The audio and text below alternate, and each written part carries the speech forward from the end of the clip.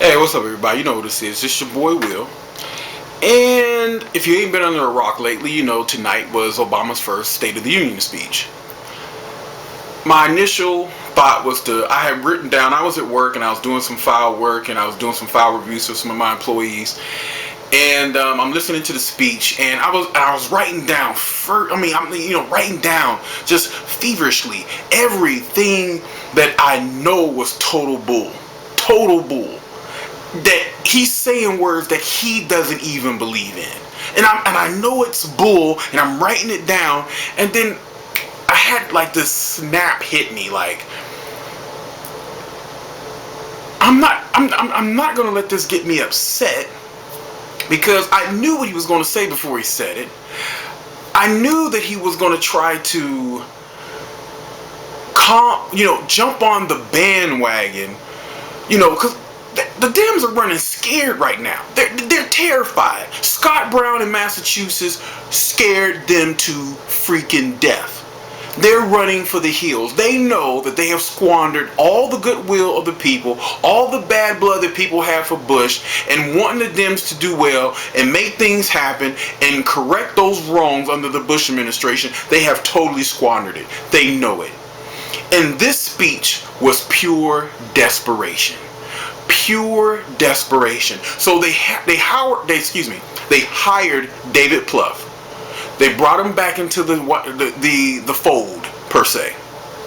And I guarantee you there were some revisions like you wouldn't believe on this speech after because they write this stuff weeks in advance for Obama, and then he looks it over, and he puts his little 2 cents in. But for the most part, people write these speeches for him.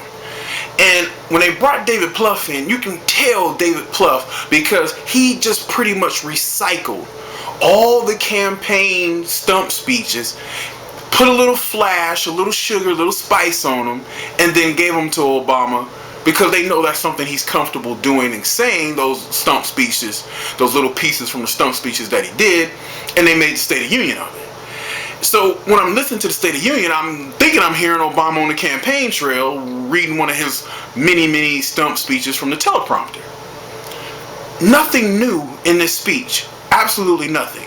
But you can tell that Scott Brown and the resurgence of the conservatives, but more importantly, the awakening of us independents, has totally rocked their world. They are on their heels, reeling from the realization that we, the American people, have saw through the bull. We've pulled the curtains back, and we see them for what they really are. Ultra liberals who want to bankrupt the country and send us into a socialist spiral. They know it, they know it, they know it. And this speech assured me that I have been right, that I am right, and probably will continue to be right. And it's sad, because my gut, I'm not going to go into the whole thing. I'm not going to go line by line, because there's a lot of lies. I mean, one big lie, that he doesn't have any lobbyists in his administration. Really, Obama? Really? We all know that hopefully the fact-checked websites are going to be all over that. So I'm not going to go into the minutia. I'm just going to give it to you from my heart. I do want Obama to get us out of this, because he is the president of the United States. I don't hate Obama. I dislike him.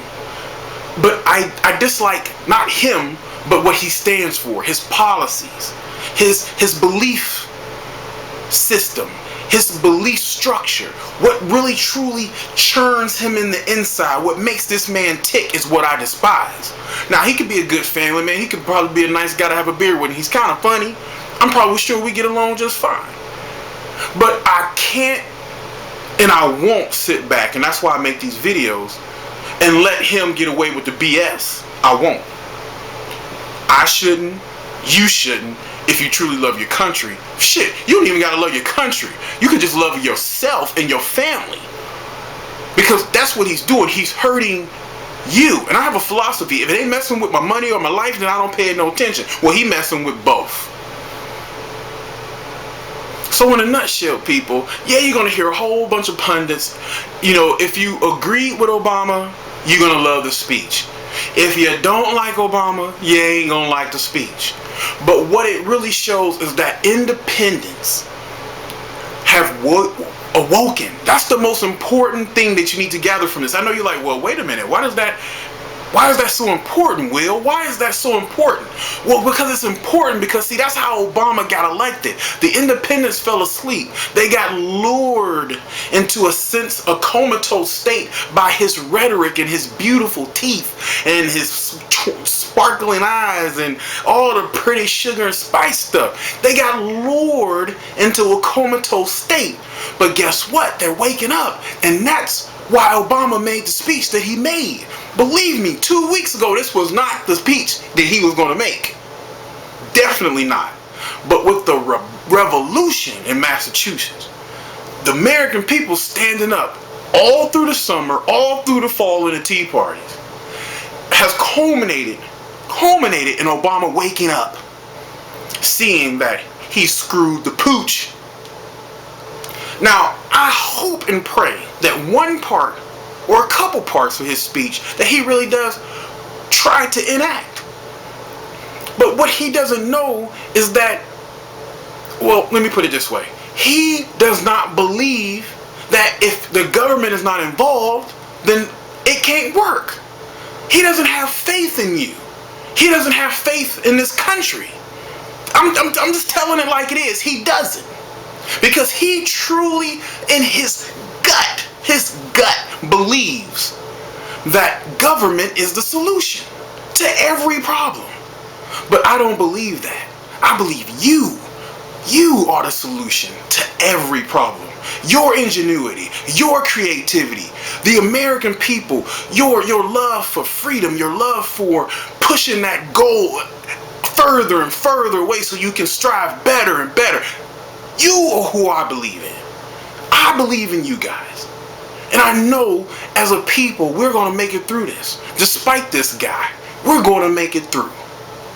So in closing, everybody, yeah, the State of the Union, it doesn't really matter, but it's a